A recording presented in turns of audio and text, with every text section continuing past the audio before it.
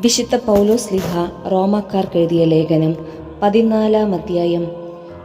ഇടർച്ച വരുത്തരുത്, തന്മൂലം മേലിൽ നമുക്ക് പരസ്പരം വിധിക്കാതിരിക്കാം.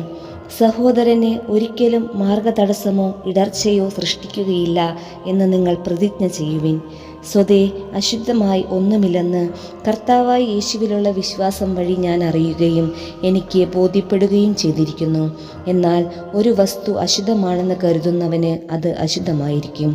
ഭക്ഷണ നിമിത്തം നിന്റെ സഹോദരൻ്റെ മനസ്സ് വിഷമിക്കുന്നെങ്കിൽ നിന്റെ പെരുമാറ്റം സ്നേഹത്തിന് ചേർന്നതല്ല. ക്രിസ്തു ആർക്കു വേണ്ടി മരിച്ചുവോ അവനെ നിന്റെ ഭക്ഷണം കൊണ്ട് നശിപ്പിക്കരുത്. അതിനാൽ നിങ്ങളുടെ നന്മ തിന്മയായി നിന്ദിക്കപ്പെടാതിരിക്കട്ടെ.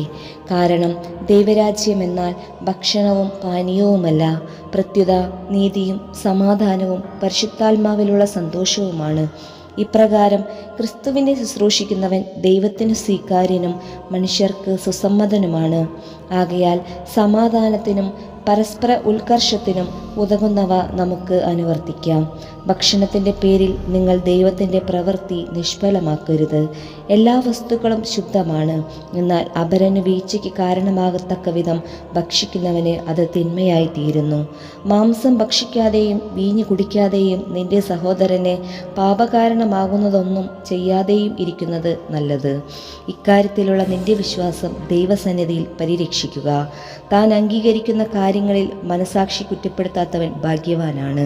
സംശയത്തോടെ ഭക്ഷിക്കുന്നവൻ ശിക്ഷിക്കപ്പെടും. എന്തെന്നാൽ വിശ്വാസമനുസരിച്ചല്ല അവൻ പ്രവർത്തിക്കുന്നത്. വിശ്വാസത്തിൽ നിന്നല്ലാതെ ഉത്ഭവിക്കുന്നതെന്തും പാപമാണ്.